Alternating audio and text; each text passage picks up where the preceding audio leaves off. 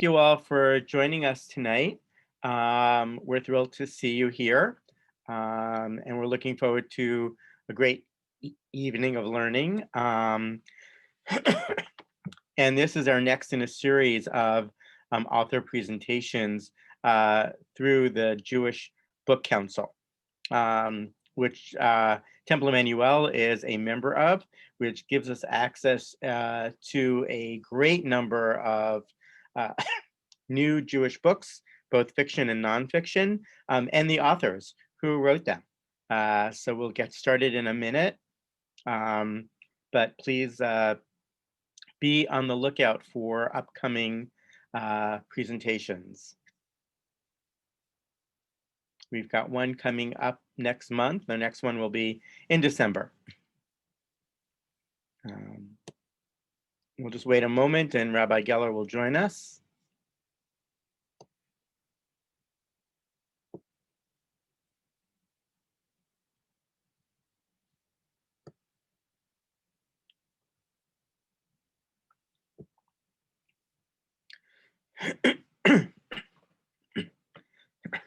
So it's my pleasure to introduce Rabbi Laura Geller. I'll tell you just a little bit about her. First of all, she's the Rabbi Emerita of Temple Emanu-El in Beverly Hills. She is the fourth woman to be ordained as a rabbi in the United States. So that's quite an honor for her. And she is well known as one of the first senior rabbis of a large congregation in the Reform movement. She's also just recently been named an influencer in aging. And maybe you'll tell us a little bit about what that means to be an influencer. But we have Rabbi Geller here as the author of Getting Good at Getting Older, which is a great title. And it's a fantastic book. The link to purchase the book was sent out in the email, and it's in the Temple eBlast. So if you haven't already purchased it, I encourage you to do so. It's a great book. I'm glad I have it. It's actually been helpful to me in terms of just thinking about some things currently and in the future, and also helping my 84-year-old father-in-law as he navigates this new stage in his life. So without further ado, it's my pleasure to welcome Rabbi Laura Geller. You're still muted. There you go. I'd like to thank you all for coming out tonight. This is a moment when all of our attention is focused in other places, and I just really appreciate your taking time off from being glued to the TV or to the radio or to deep breathing to keep yourself calm as we await the results of such an important moment in our history. But so thank you very much. And Rabbi Appel, I wonder if you could post the link to the book into the chat at some point. So we are we're an intimate group, and what I hope to do is to talk for a little bit and encourage us all to have a conversation. I don't know you, but if you raise your hand, either I or Rabbi Appel will call on you, and I hope that this can be as much a conversation as it is an official book talk. But I want to start by saying that this is not the talk that I wanted to give. The talk I wanted to give would have begun with me telling you about my husband, Richard Siegel. When he was young, which was in the late 60s and 70s, he had been a leader in the Jewish counterculture. He was the co-editor of a book that was modeled after the Whole Earth Catalog. Some of you remember the Whole Earth Catalog. And the book was called The Jewish Catalog, a do-it-yourself kit. Some of you remember that book. Here's what it looked like. How many of you remember? Raise your hand if you remember that book, right? It was a pretty significant book at that moment in time. because it empowered a generation of baby boomers, us, as the introduction said, to take back Judaism from the staid hands of our elders and reshape it for our own times. That was before we ever thought that we would someday become those elders. And the book offered tools to take responsibility for our own Jewish life. Some of you may even have made challah for the very first time from the recipe in the Jewish catalog. So what I wanted to tell you was that was the 60s and 70s. And now we're in our 60s and 70s, at least many of us. And we need another do-it-yourself kit to help us navigate the changes of our lives as we grow older. And that's what Getting Good at Getting Older does. And you notice it looks a little bit like that Jewish catalog. Rabbi Geller, I just have to interrupt for 1 second.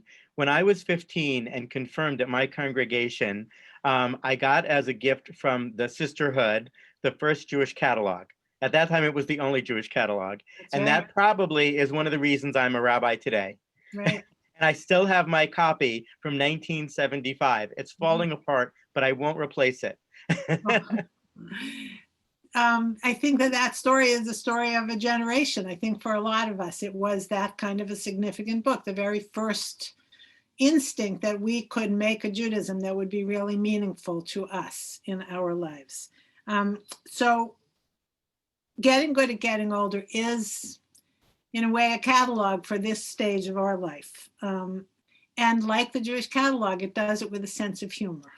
The book includes irreverent cartoons, some photographs, including my favorite photograph, which is the backside of Maxine Menster's tombstone in Iowa, which is a recipe for cookies. Apparently, every time somebody asked Maxine for her cookie recipe, she would say, "Over my dead body." But of course, that was a lifetime ago, before the plague, before people in our age cohort were afraid that we would not have the opportunity to get older. The world has completely changed. And yet the issues that the book deals with are more relevant than ever. Because all of a sudden, even those of us who denied that we were getting older, well, we can't deny it anymore. Because now is actually a frightening time to be an older adult, an active older adult. It's frightening, as you all know, because people over 60 are particularly vulnerable. Ironically now, because of the pandemic, all of the issues that are part of our lives are more urgent. The first is ageism. The response to the pandemic has revealed that stereotypes and ageist attitudes about boomers and about growing older persist and in some ways have even worsened. Some of you remember at the beginning of the pandemic, there was a pretty outrageous statement by, I think the guy was the lieutenant governor of Texas, who essentially said that we should let older adults die so that the economy could be restarted as soon as possible for the benefit of younger people. So, and there was a meme at the beginning, #boomer removal, so that the pandemic was a boomer remover. So that's true, that ageism is just really increasing in some ways. But at the same time, this is a new intergenerational moment. The higher vulnerability for those of us over 60 to the virus has confronted our adult children with perhaps the very first serious encounter they have had with the health challenges that we, their parents or grandparents, face. And until now, lots of us, let's admit it, wanted to stay and act young, and that delayed the arrival of concerns about health and slowing down. And now you've seen it. Our children worry about us and they fear the possibility of carrying the virus to us even if they have no symptoms. But at the same time, many of our adult children have moved back into our homes, sometimes bringing grandchildren with them. So the value and possibility of intergenerational connections have never been more clear. I don't think I would have made it for the first months of the pandemic if my stepdaughter, who lives about an hour away in LA, didn't shop for me, because in those days I wasn't going shopping. You know, as Jews, we've often thought about intergenerational connections as lador vador, from generation to generation, that we are the sources of wisdom that we pass down to the next generation. But I think that what we're learning is that it's not lador vador, it's dor vador, generation with generation. How can we capitalize on that new reality to imagine different kinds of multi-generational possibilities after the pandemic is over? And you all part of a synagogue, how can you begin to think differently about the connections among different generations, those who are older than we and the generations younger than we? So that's one way that the issues are more urgent now. The second is the increased focus on loneliness and isolation in our age cohort, which has only been made worse by sheltering at home. There's a professor of psychology and neuroscience at Brigham Young University named Julianne Holt-Lundstadt, who argues that while social isolation and loneliness were prevalent before the virus, efforts to reduce the virus because of stay-at-home orders, quarantine, and social distancing have exacerbated what was already a serious problem. And for the 28% of Americans who live alone, including me, this has meant little to no human contact over the past months. And regardless of our living situations, interactions with anybody outside of our homes have been severely limited. Preliminary surveys suggest that within the first months of COVID, loneliness increased 20 to 30%, and emotional distress tripled. Several surveys are still ongoing to capture the full extent of the problem, but current evidence indicates the pre-existing public health crisis of social isolation and loneliness may be far more widespread than was previously estimated. And it's not a new concern. In 2004, there was a study. 1 in 4 Americans had no one in their life with whom they could confide. Dr. Vivek Murthy, the former US Surgeon General, said that loneliness and social isolation are associated with a reduction in lifespan similar to that of smoking 15 cigarettes a day, and even greater than that associated with obesity. A third issue that has emerged because of the pandemic is the importance of technology. Many of us, we're not digital natives. We didn't get born with our fingers going like that, right? This technology that's become so life-sustaining during the crisis is challenging to many of us. I don't know about you, but some of those instructional YouTube videos and webinars are intimidating to somebody like me who's not a digital native.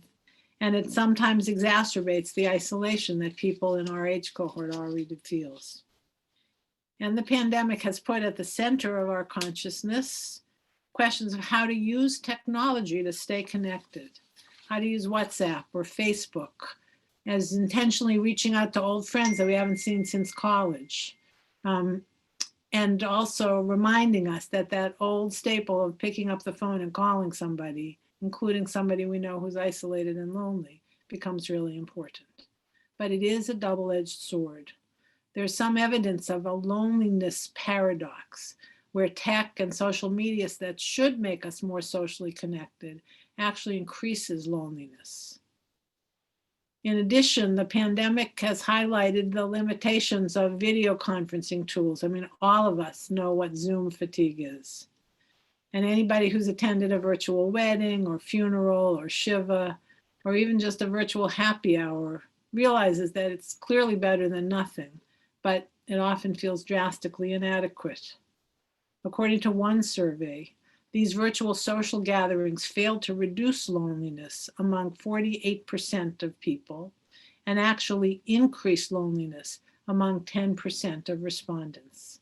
These are really challenging questions, and they're going to continue after the pandemic ends. And the fourth area that has been exacerbated by the pandemic has been intensified by the new focus on systemic racism. Many of us in the 60s were on the streets leading social justice protests. And now we can't be anymore. What do we do when we can't do what we used to do? How do we learn to listen more? How do we learn to accept that maybe it's not our turn to lead, but rather to support new leaders, to discover who they are, and to engage as Jews in the urgent but very difficult conversation about our privilege and implicit bias. These are all issues that have been exacerbated by the pandemic. So the book came out in October, a year ago, which was a lifetime ago. I want to tell you why Rich and I wrote the book, in addition to his wanting a book that would be the closed parentheses of the Jewish catalog. So I was 62 and I was beginning to think about our next stage. And I noticed that a huge percentage of our congregants were boomers and many were leaving the congregation. So that observation led us to have a listening campaign where we talked to about 250 congregants in this age cohort in people's homes, in kind of intimate conversations. And we asked them, how do you feel about this stage of life? This stage between maturity, when we built our careers, our families, and frail old age. It turns out that this is actually a new stage of life that didn't exist for our grandparents. We're now living approximately 30 years longer than our grandparents did because of advances in medicine and education and in science. And those years are not tacked on to the end of our life, but rather in between midlife and frail old age. It's a whole new life stage. So in these listening campaign, we asked, what do you want in those extra years? Now that there are more years added to our life, how are you going to add more life to those years? We asked, what keeps you up at night? What gets you up in the morning? What are your fears and what are your hopes? And we also asked, what do you call this new stage? So I want to stop now and ask you what you call this new stage. How many of you like the word seniors? Raise your hand. So I don't see an overwhelming number of people who love the word seniors, although I bet you that you remember the olden days when we could still go to the movies, where we get those senior discounts, that we didn't mind getting those senior discounts, even though we didn't like the word, right? How many of you like the word elder? Raise your hand. What's wrong with that? Somebody signal that you want to suggest the word that you like, or what's wrong with elder or senior. Well, feel free to unmute yourself and jump in. We're a small enough group. Paula, I don't mean to put you on the hot seat, but I noticed you made the thumbs down sign. There we go. It's a negative connotation for some, and it's improper really, but it's just been, it denotes nursing home. So elder to you denotes elderly. You know what, I haven't had a lot of good experiences. This is personal now, everybody's got their own world. I don't know very many put together elderly people. Mm-hmm. My parents died young. My in-laws had a bad decline. I just don't know anyone who's like somebody I admire who's elder, short of Ruth Bader Ginsburg. Right. So that's but other people may feel otherwise, So we all bring our own stories to this issue of growing older, right? And it has a lot to do with who we know and what the experience is of people that we loved. Elder in many religious traditions, including ours, is supposed to be an honorific title, right? But in fact, many people don't like it because it does connote elderly. I am an active older adult. I'm not elderly. So what do I call myself? What do you all call yourself? I liked when you used boomer. I'm used to being called a boomer. So the good thing about boomer is that it doesn't evoke, being very, very old. It's energy. You know, we changed the world once, we can change the world again. But the truth is that boomer is a technical word. People born between the ages of 1946 and 1964. And the truth is that we are not just naming ourselves and our own experience, but we are in fact the pioneers of a new life stage. Someday, my millennial children will be between the ages of 60 and 80, and they'll still be millennials, but they will be in this new life stage between midlife and frail old age. So what do we call them? What will we call them? What do we call us? How we solve these issues in a way is going to be very important for the generations that come after us. So anybody else? Any other thoughts? Susan and Tal, yeah? Mature adults. Mature adults. Okay, that's a good one. Any other thoughts? So among the other words that are out there, retired works for some of us, but not for others. Rewired, seasoned, younger, older. That's what apparently folks like us are called in Japan. The third chapter, the Encore Generation. The one I like best is one from Dr. Laura Carstensen of the Stanford Center on Longevity. She calls this age cohort perennials. Still blooming, some years not so good, some years better, but still fruitful in the fullness of age.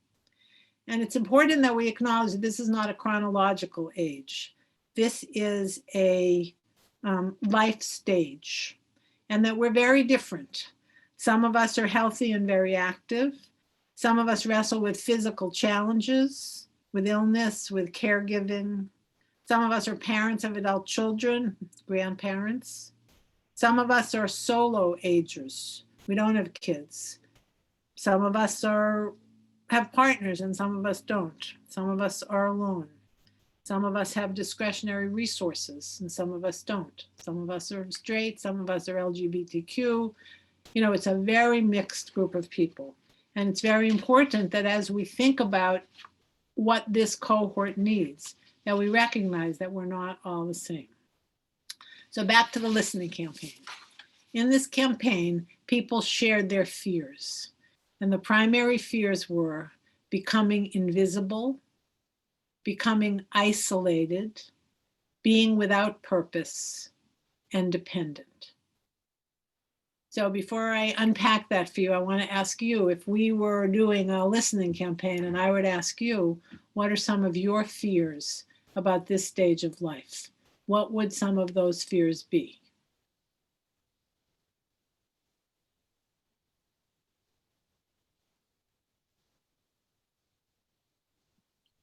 Feel free to unmute yourselves or to put something in the chat box if you prefer.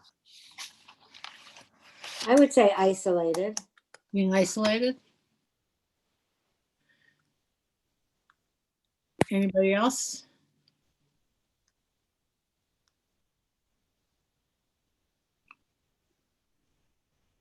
So it turns out that isolation is a big one, right? Already we say something, Diane? My fear would be getting sick and not having someone to take care of me.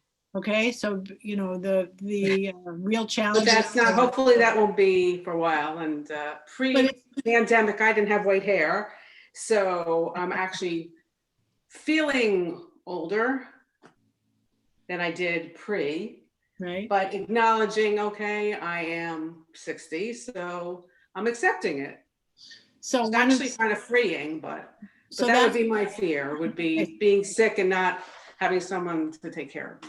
Right. So it's really, it's a fear of being dependent, right? And then the question is, upon whom are you dependent, right? So, and it is true that at this stage of life, you know, we do wrestle with issues of changes in our bodies and frailty that weren't so much issues for many of us when we were younger.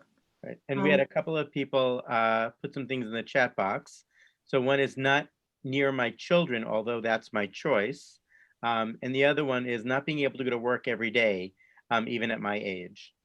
So notice that these are really the same fears: being isolated, being dependent, being without purpose. When you get up and you have to go to work, you know what your purpose is. It's harder when you don't have work to go to anymore. And the other issue is being invisible. Who am I when I am no longer the senior rabbi of Temple Emanu-El Beverly Hills?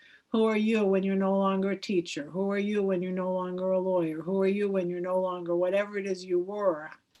And particularly for those of us who have moved to new communities where people didn't know us in our previous lives, how do you tell your story of who you are and what your interests are and what your expertise is for people that didn't know you during the building career and raising families stage of life? So those are real issues. It is true that our social capital gets constricted at this stage of life. People don't return my calls as quickly as they used to when I was the senior rabbi of Temple Emanu-El, right? I mean, it's really true. Friends are changing as I grow older. So isolation, invisibility, being without purpose, and being dependent. Those were the fears. And then in the conversations, lots of questions emerged. Among the questions, how do I navigate changing relationships? Friends move away. The people that I was friends with when I drove carpool, they're no longer in my life anymore. How do I nurture long-term connections, especially as some of these friends move away, some to be with their kids, some to Florida or whatever? What about letting go of toxic friendships? One of the things that categorizes this stage of our life is that we recognize that there's less time ahead than there was behind. And, do I want to be connected to people who suck energy from me as opposed to create a kind of nurturing environment? And then how do you let go of toxic friendships? It's not so easy. Many of us have issues with older parents. Some of us with our millennial children. And that changes as we grow older. There's a chapter in the book about honoring your parents. And when I wrote that chapter, I was thinking about honoring my parents. I still have a mother who's 98 years old. Now I am the parent, right? There's a real switch. I mean, my millennial kids, what do I expect from them in terms of whatever it is that we mean when we Jews talk about that fifth commandment of honoring our parents? So the shift in our sense of ourselves and our relationship to the people that are important in our life. Relationships with intimate partners came up a lot, and how that changes as we grow older. A second series of questions were really connected to that in some ways. The question was, with whom do I want to grow old? Somebody said that, how hard it is to be away from your adult children, and yet it's a choice that you made. So with whom do you want to grow old? And in what kind of setting do you want to grow old? Do you want to move to a retirement community? Do you want to move to be near your kids? Do you want to imagine sharing a house if you're alone? Do you imagine yourself aging in place, staying in the homes where you are now or where you raised your family? And then asking what you need to do in order to make it possible for you to stay in your home. Another series of questions, which relates to what Diane said, is how do you deal with illness? Your own illness or the illness of friends? This is something that, again, at other stages in our life, we might have had to deal with. But the truth, as Diane pointed out, is that it's a lot more likely that that is going to be happening now. Many of us have rules about the organ recital, which is that when you see friends, you're only allowed 5 minutes to talk about what's wrong with each of your organs. And then we can't talk about that anymore. So people have those rules, a limited organ recital and a limited amount of time talking about our kids. And then there were lots of conversations about what you need to do to get ready for the inevitable. Those end of life conversations that we know we need to be having. How do we have them? If we don't have kids, with whom do we have those conversations? You know, who is the community that will be there for us at that stage? So lots of questions around that. And then a lot of questions about what will give meaning to my life now that I no longer work full time. How can I find a volunteer or a paid position to which I can bring my talent, expertise, energy, passion? And then the real question is, how do I live a legacy as opposed to just leave a legacy? So I think it was Janice who said that you don't really have images of older people that are, what was that, you who said that? It was Paula. Paula said that. I am privileged in my congregation to have many people, particularly women in their 80s, who are, I want to be like them when I grow up. You know, it's sort of like Stell Reiner in the, you know, When Harry Met Sally, I want what she's having. So there were a lot of questions about what do I need to do now? So I'll personalize it. I'm 70. What do I need to do now in order to become the 85-year-old that I someday hope I will be? What work do I need to do on myself? What character traits do I need to be cultivating? And it turns out that there's a lot of literature that suggests that gratitude, forgiveness, patience, equanimity, that the cultivation of those kinds of traits actually do help us become joyful and resilient as we grow older. And the questions that emerged were, how can Jewish wisdom help me do that? So those questions became the table of contents for our book. The book, again, is called Getting Good at Getting Older. And the table of contents is getting good at gaining wisdom, those spiritual practices that will help me be that 85-year-old, getting good at getting along. Literally, what are the tools that I need to think about these changing relationships around all those issues that I mentioned? Getting good at getting better. How do I really deal with my own illness? How do I be a good friend to a friend who's sick? These are actual issues that we deal with at this stage of our life, and there are tools that can help us do it better. How do I get good at getting ready for the end of life? What stuff do I have to gather together so that when I die, my kids know all my passwords? And what kinds of conversations do I need to have with them? And you know, someday there's going to be a funeral for me, and you know, I planned for my kids' bar mitzvah, and I planned for their weddings, and we planned for every major life event. But the one life event that we don't plan for is our funeral. And the truth is that the clearer we can be about making our own decisions about what we want for our funerals, it's an incredible gift for the people that will come after us. So at a moment of real sadness, they don't have to make the decisions because they already know what we want. So getting good at getting ready is really a gift that we give to those people that come after us. Getting good at giving back. How do we think about what we leave behind? And what do we leave behind? So the book suggests that there are 4 ways of giving back. 4 ways of giving away. How do we give stuff away?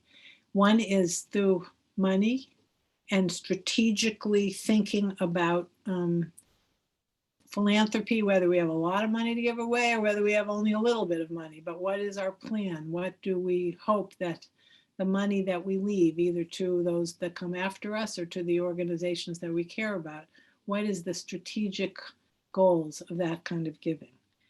Giving away our stuff. I have bad news for all of you. Our kids don't want our stuff. So what do we do with all that stuff? I mean, you know, many of you, I'm sure, have stuff from your grandparents in your house, not only your own stuff. And, you know, our kids, if we have kids and if they already have homes of their own, they have their own aesthetic, they're not necessarily going to want our stuff. So what do we do about that? How do we think about how to declutter? Rabbi Appel, before you all came on, said that this was really an issue for his in-laws. You just want to say a word about that? Sure.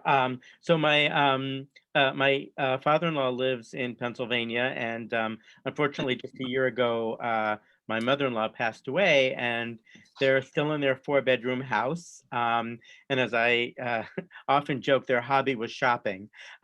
um, and my sister-in-law, who is in her 40s, they still had her bat mitzvah dress. And she certainly didn't want it. And probably no one else wanted it either. So yeah, we really, it's been a process and we did a little bit, but there's been a lot to go through. And it's very sad to think of so much stuff maybe one day winding up in a dumpster parked in the driveway. That's what we don't want to happen. But there's a lot, they never pared down because they stayed in the same home and had plenty of space to keep everything. So, uh, do your children a favor is all I can say. So the chapter in the book that deals with this, and remember, it's a toolkit, is called Leaving a Legacy, Not a Landfill. So how do you do that? And one of the ways to do that is to really think about the different categories of things that are meaningful to you, and to separate them into different categories. And then to notice that for many of us, it's not the thing itself, but it's the stories or the person that the thing evokes for us. And so one of the things that you could do, or if you have older parents that you could do with them, is to go around your house and take a photograph of whatever the bat mitzvah dress is, or your grandmother's hutch or whatever, and tell the story about it. And then your heirs, whoever they are, they know why that was important to you. And so what they have is the image and the story, but not necessarily Nana's hutch. And the truth is, you don't want Nana's hutch to be in a dumpster. You want some other family to be able to use it. And, to be really thoughtful about that could be an opportunity for real growth. I mean, I have a friend, an older woman, who we were thinking about writing an ethical will. Many of us have last wills and testaments where we talk about, how our estates are going to be divided, but don't pay a lot of attention to the values that we want to pass to the next generation, if there is a next generation in our families. And this particular woman had a mother who had a lot of money and really beautiful jewelry. And the jewelry has been sitting in a vault, and she hasn't worn it because it's just so expensive that you don't wear it out. And she didn't want to sell the jewelry because her mother wouldn't have wanted her to sell the jewelry. And so after a lot of conversations and thinking about what she is leaving her children, she wrote them a letter, a very moving letter, about what each of those pieces meant. And then she gave them permission to sell the jewelry after she's dead because she doesn't want to do it, and to think about what the memory of her mom and dad mean through this jewelry that she loved, and that they should take the money from the jewelry and divide it up among them.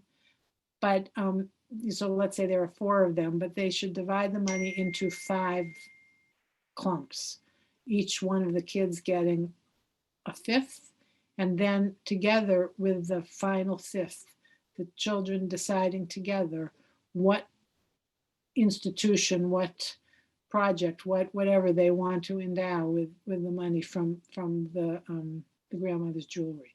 And just her thinking about that and the clarity that she was able to come to, and then sharing it. She has not shared it with her kids. She doesn't want to do that until after she's dead. I recommend that she might want to talk about it with them, while she's still alive, but this moment she's not prepared to do that. But I think that's an example of the thoughtful way of dealing with stuff, in this case, stuff that has, a lot of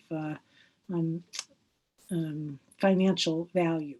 So how you think strategically about money, how you think strategically about stuff, how you think strategically about stories and telling your stories. One of the things that emerged in these conversations is that a lot of the folks in this age cohort didn't really know that much about their own family history and wish they had known more, wish they had done, a memoir or a video or whatever. So the book actually talks about how you could do that, what kinds of questions you ask of the generation older than we, or what we might want to encourage our kids or grandchildren to know about us. And then finally is this issue of writing an ethical will. What are the values that we want to leave behind? So that's how we deal with the issue of getting good at giving away. And finally, getting good at giving back is about how we engage in this stage of our life in purposeful activity, volunteer work. Certainly difficult during a pandemic, but it's even difficult not during a pandemic. I don't want to spend my time as a volunteer stuffing envelopes. How do I find an appropriate way of giving back that really does use my energy and my talents? And there are a lot of people trying to figure out how to do that in a virtual situation. So anyway, the book deals with those kinds of specific issues. Among the things that I learned writing the book is how important friends are as we get older. Turns out that in 1993, Betty Friedan, remember her, wrote a book called The Fountain of Age. She was actually one of the first people that I know of who began to think about the issues of growing older. And it was before there's been a lot of books about it, in our time, but she was one of the first. And she wrote, more and more, psychologists have found that for older persons, loneliness is not necessarily linked to the death of a spouse or to how infrequently they see their children or grandchildren, but to the absence of personal relationships with peers, friends of their own age or any age, who share their interests and with whom they sustain their roots of shared experience. So that was, I think, pretty interesting. And I really want you all to think about friendship and how it has changed for you. And I want to call out something that emerged in these conversations, which is Jewish tradition doesn't acknowledge friends as mourners. You all know that there are several categories of mourners. There are parents, siblings, children, and spouses. Friends are not on the list. So Rabbi Appel and I, when we sit with a family and you plan a funeral, the people's voices that are around the table don't include the person that was best friends for 40 years. And it's even more complicated if that best friend for 40 years lives in Boston and you all live in, where is it that you live? In Westfield, New Jersey, right? But you're a mourner too. And how is that status noticed?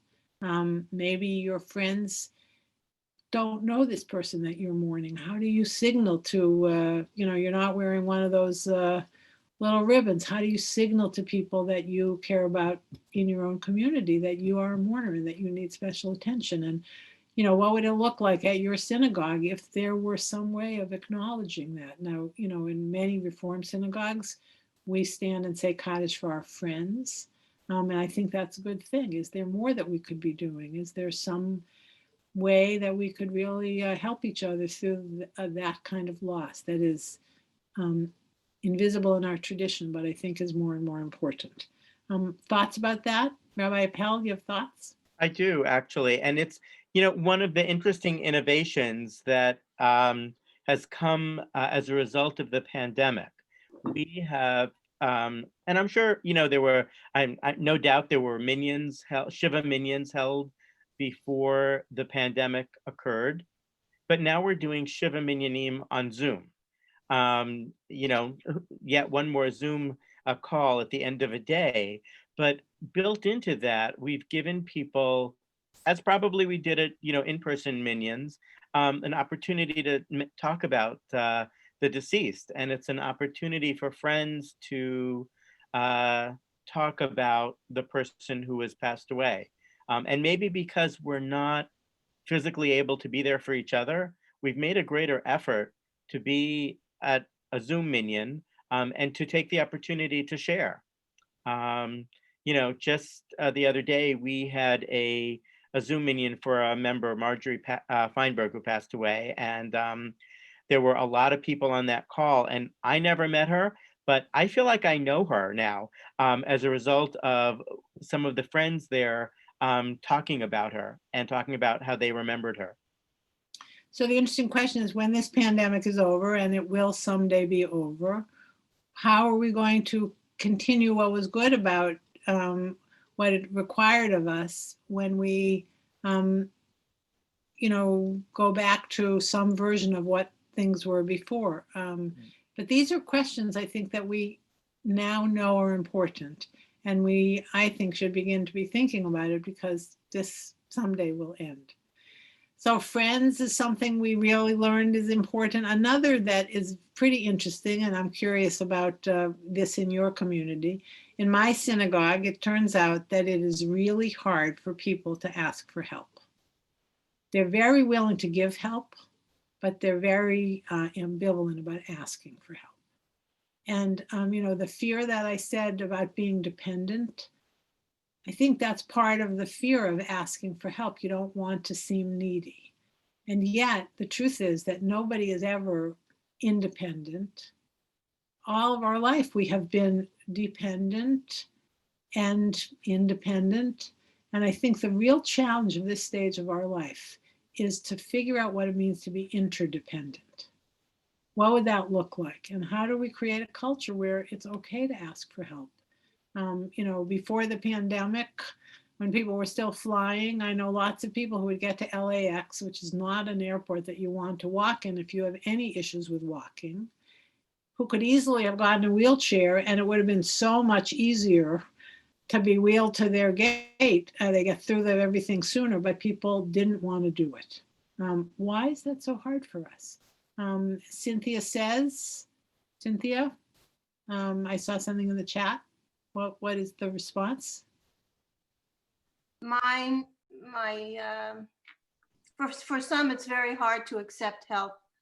The question is why, and how can we help people feel like it's okay to accept help?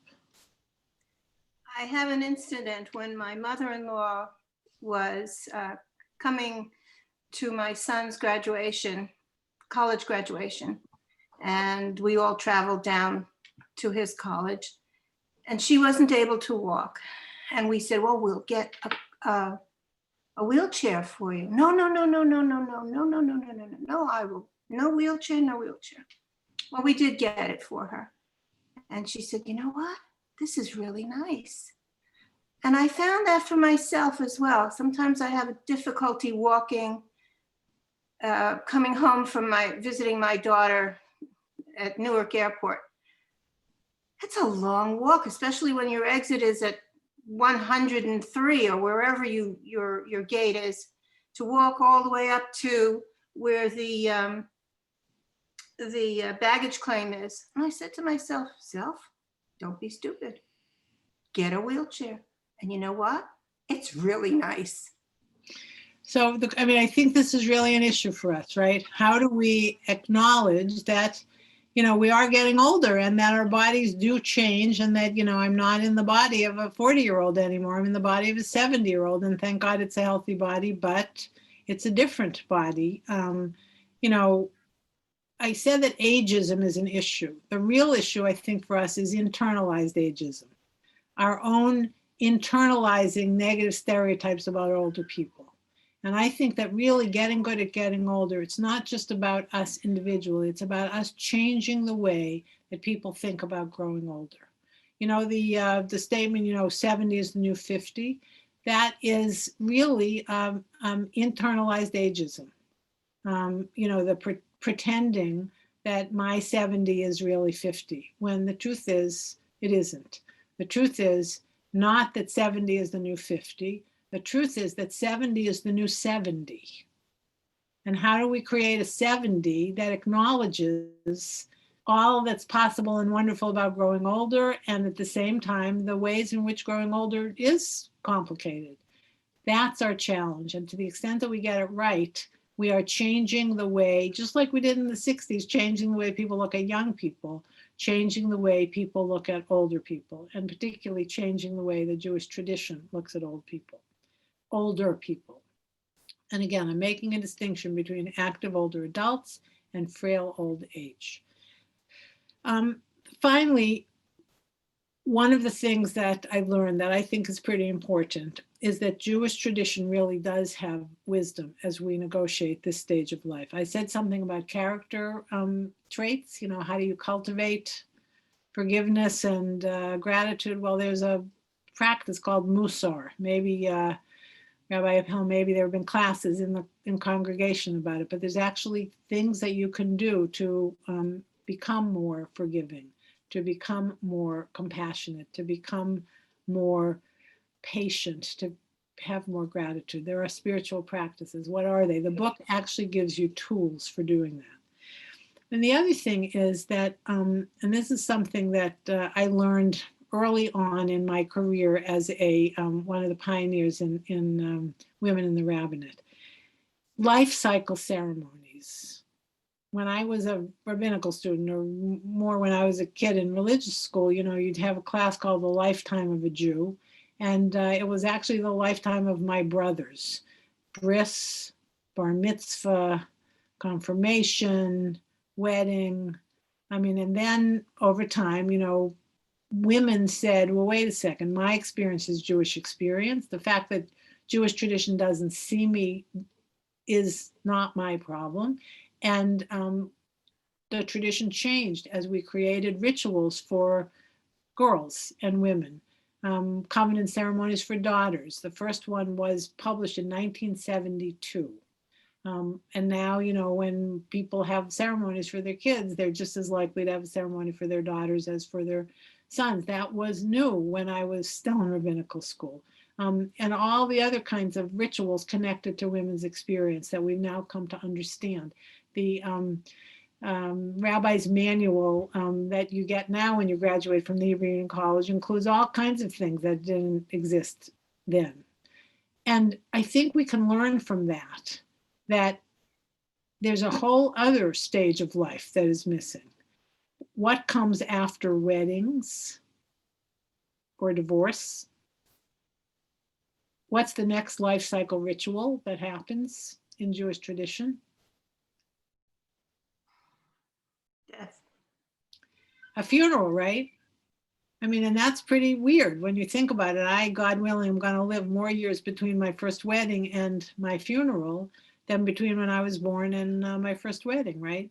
And why is it that our tradition, which teaches us that divinity, however we understand it, is present at every moment in our lives, it's just up to us to acknowledge that presence. And we do it through saying blessings or through life cycle rituals. The tradition is that there are 100 blessings a day you're supposed to say. 100 times you're supposed to stop and say, wow, some of them are positive moments, some of them are negative moments, but 100 times a day. Well, what are the times in our life now that you wish there had been some kind of ritual?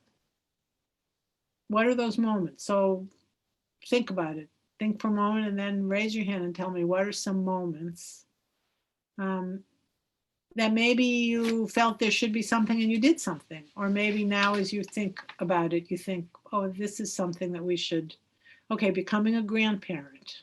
Nice. What would that look like? And recognizing that we become grandparents in different ways, right? Some of us are fortunate enough to have grandchildren born in the same towns in which we live. Some of us, like me, have our grandkids in Portland, and I haven't been able to see them, since last December. How do I celebrate becoming a grandparent here when my grandchild is not here? How do I celebrate with my friends? What does it look like? Is there some kind of special blessing that happens at the synagogue? With whom do I want to mark these transitions? What are some other moments?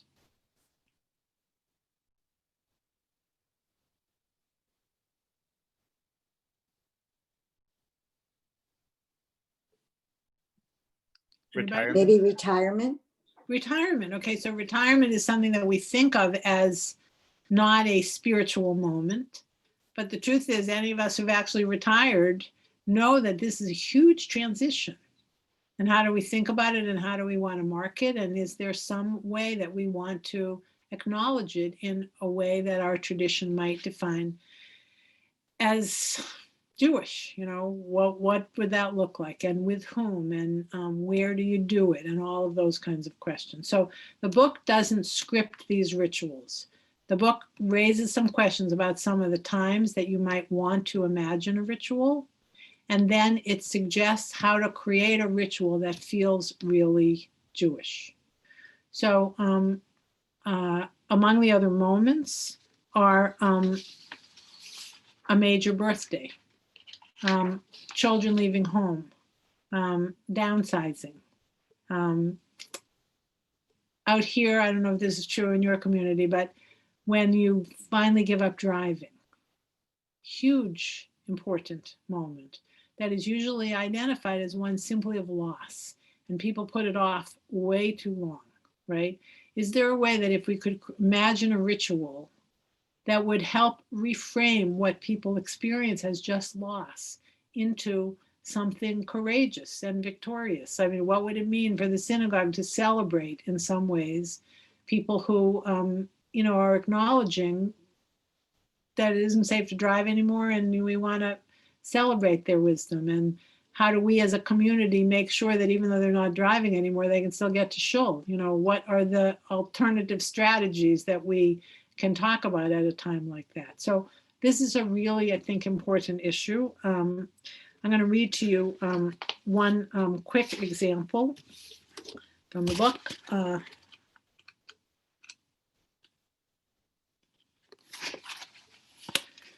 Saying goodbye to the house where you raised your children isn't easy, but it's easier if you actually say goodbye. Our daughter, her boyfriend, my husband, and I walked through the rooms of our home, stopping in each one to share good memories and to honor the room for its service. After our journey through time, space, and love, we shed a few tears, toasted the house, and sent it on its way to shelter and protect a new family. Before this ritual, we were stuck, painfully holding on to the house we had built 27 years before when our daughter was born. But after the ritual, we felt joy and contentment as we realized how rich those years had been and how ready we were to let go and move on. An unforeseen benefit is that our daughter's boyfriend now feels more connected to the life and history of our family, and says he can't wait to be part of the new memories we make together in our condo. We can't wait either. And I'm happy to report that boyfriend and the daughter actually got married. They were supposed to have a destination wedding that was canceled because of the pandemic. And instead, in that very condo, there was the mom and dad and the daughter and the boyfriend and me standing far apart with masks celebrating their marriage. So that's an example of something, many of us have had that experience of moving, of downsizing, of leaving the homes where we raised our families. I once gave a sermon related to this, and 2 weeks later, I get a call from somebody, Rabbi, I'm on my way with my brother to dismantle my mother's home because we're moving her into a nursing home. What's the prayer you say when you do that? And I said, yeah, there should be a prayer. What's the prayer you say? And, we sort of created one, and they said the prayer, and it transformed what was a chore into a spiritual, sacred moment. So thinking seriously about ritual and taking our own experience seriously. Our experience is Jewish experience, and it's time we find ways that we as individuals and as a community can mark those transitions in ways that bring meaning and purpose to our lives. So I'm going to stop here and just see if there are more questions or comments, challenges that you want to make to your rabbi about things that the synagogue could be doing better, or ways that you might want to be engaged in thinking about some of these things. Anybody?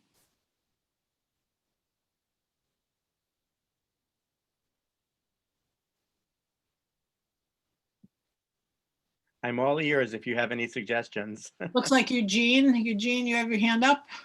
Yes, I do have.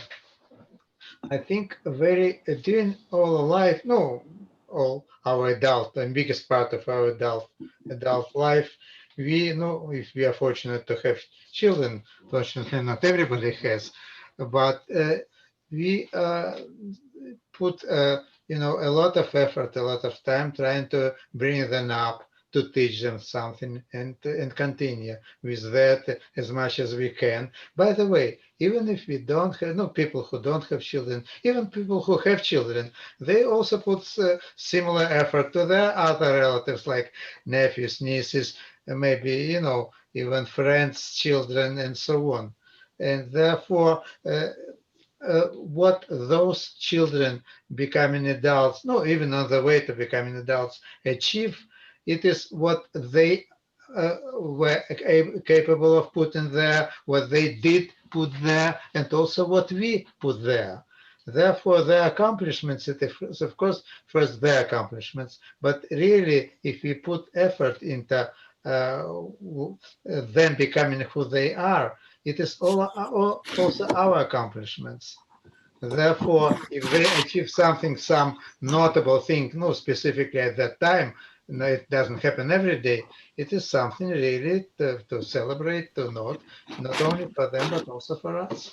I think that that's true. And I think the response that someone might give to my challenge as to why there aren't more life cycle rituals for this stage of life is that we are living through them again through our children and our grandchildren. It is exactly what I had in mind when I said last sentence of my short speech. Right. I think that's true, but at the same time, not all of us have children and grandchildren. No, but anyway, this is why I emphasized. It doesn't necessarily have to be our children or grandchildren. Right. No, but it could be somebody around us who we did maybe less time, less effort, and so on, but still something. And by the way, it's good to contribute to other children also, not only to ours. Absolutely true. And at the same time, I think that I am a mother and a grandmother. And until my husband died right before the book was finished, I was a wife. But I'm also an active person in my community, not connected to my children and grandchildren or to my husband. And there are those moments in my life that are, or dimensions of my life that are not limited or necessarily connected to my status in relationship to other people. So it's just something to think about. And some people might feel like it's more meaningful or less meaningful, but I do think that it's something for us to think about. And, I appreciate your feedback because I think it's real. And at the same time, I would want to push us all to think about some of those other moments as well. I agree that what you said is also very important and also very meaningful, but I meant specifically children being brought up and being taught and so on. Specifically children. It could be children, I said, our relatives, our friends and so on, but it could be just children in the community. Right, no, I agree. Not necessarily somehow closely related to you. It could be what you said about general community. In what I said, basically didn't specify that, but included children in the community. Right. So I do want to say that one of the real blessings of a synagogue is that it's one of the few multi-generational communities that still exist. Outside of synagogues and churches, there aren't that many opportunities for us to interact with people who are of different ages. And I think that it's really important for us to begin to really imagine what a synagogue looks like, where there really are opportunities to do lots of multi-generational stuff. And some of it is, surrogate grandparenting, working with the children in the ECC, but, are there other kinds of, we have an interesting project at my synagogue where the high school kids are involved in a pretty serious social justice class that has to do with the history of Los Angeles and the different ethnic communities that make up Los Angeles. This was a class that used to study an issue and then they would go to Washington, or used to study an issue and then they would go to the South around civil rights. Well, you can't go anywhere, so they're studying Los Angeles.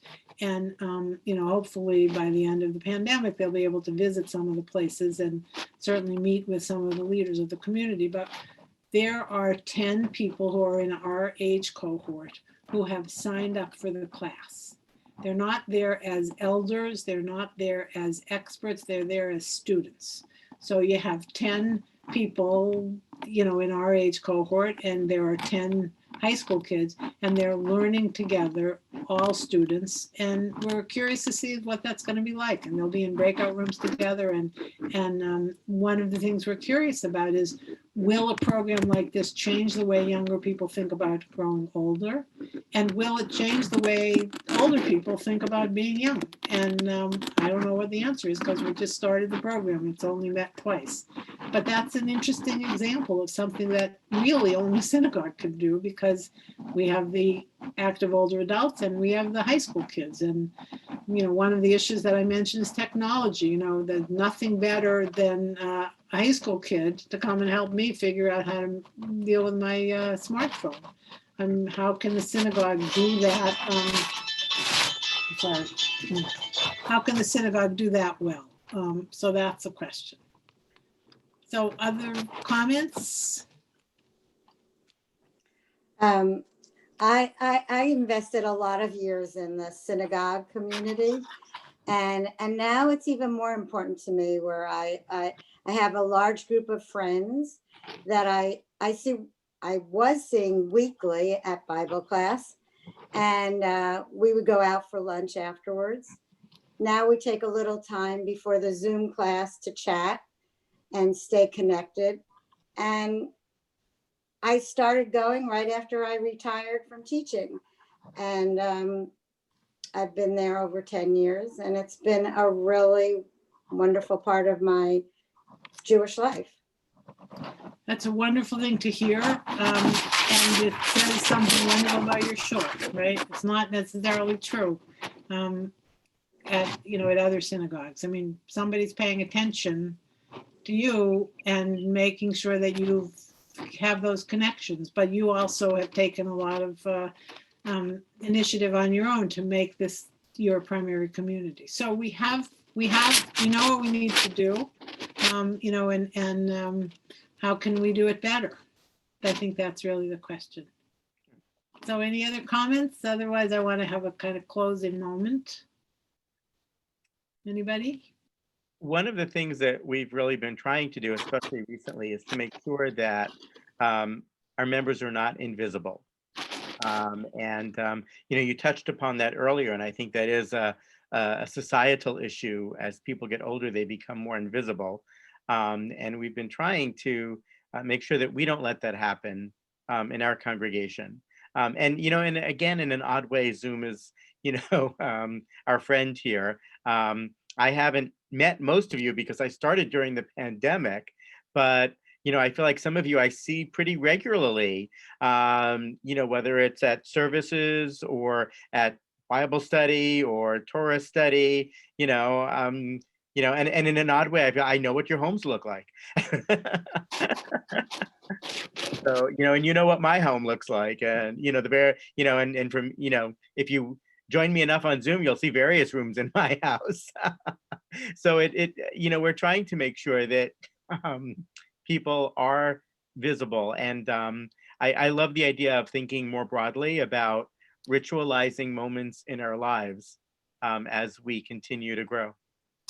One of the things that we've done in Los Angeles, so I told you that the majority of our congregations wanted to age in place, and that led us to create what we call High Village LA, which is a partnership between us and another Reform synagogue that's pretty similar to Temple Emanu-El.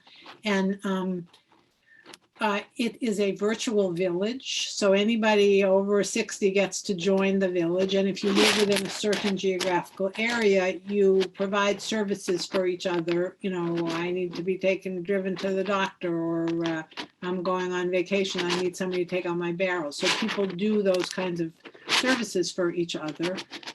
When we created the village, we thought people would join because they would want to provide those services, right? The desire to give back.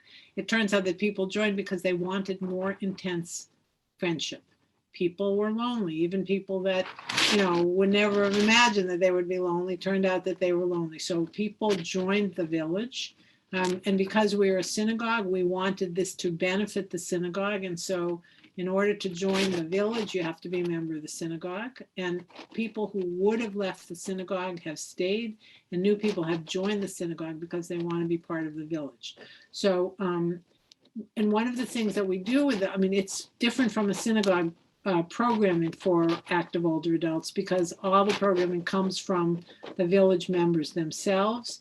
They're the ones who create the programs. They're the ones who do the teaching. So somebody was the dean of a law school, and he's done a series about constitutional law, and somebody else was whatever at Rand, and he's been giving talks, and somebody else is likes flower arranging. And when there was if we could go to each other's houses, they would meet at her house on Tuesday afternoons and arrange flowers. And there's a book club, and there's all kinds of things, but it's all member-led, member-driven. And but there's a weekly e-blast, and each time it begins with a story. One village member tells her story and a couple of his or her stories, so we get to know each other. What were our lives? Whatever. And that's been so important in dealing with the issue of invisibility, because when you know somebody else's story, you're not invisible anymore. So is there a way outside of a village or synagogue to have a way that people really share their stories? Is there a place on your website? Is there a, who knows what it might be, but before you have a Torah class that each person one time, has 10 minutes to tell, or 5 minutes, who knows, but these are really important things to think through, because I think invisibility is really a challenge for us at our stage. So you have a lot to think about, and I hope that you'll buy the book. If I were there, I would now sign your book. I can't do that. Although if you buy the book, and if Rabbi tells me that you did, I'll be happy to send you a book plate, and you can put it in your book. Right. Marcia has it. And Paula said she downloaded it during the talk. So okay, good. I'm glad to hear that.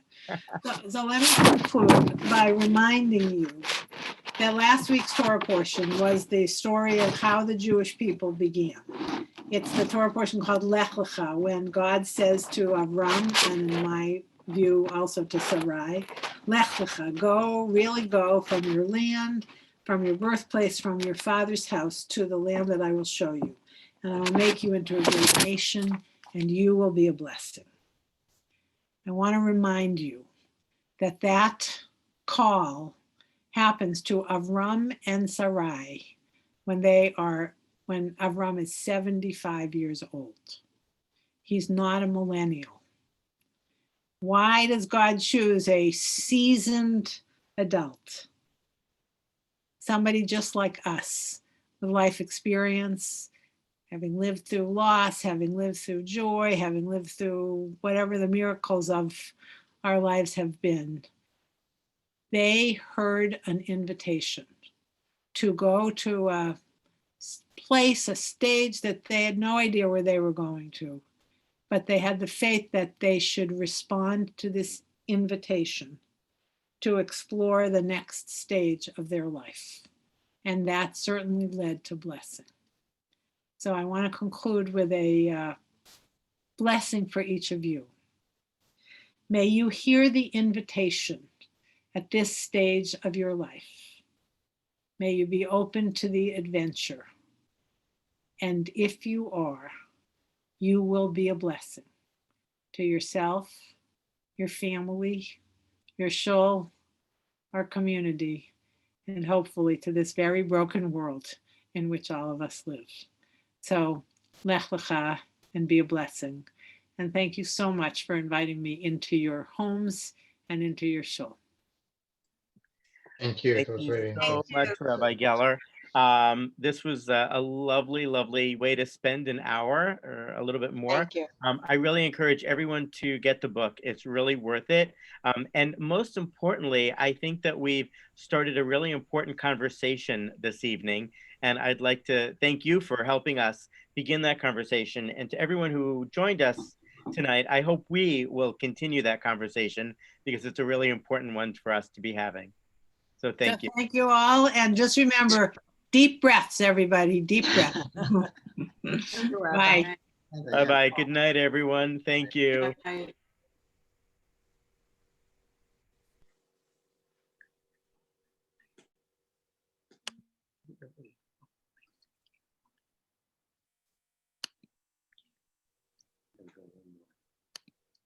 Read meeting.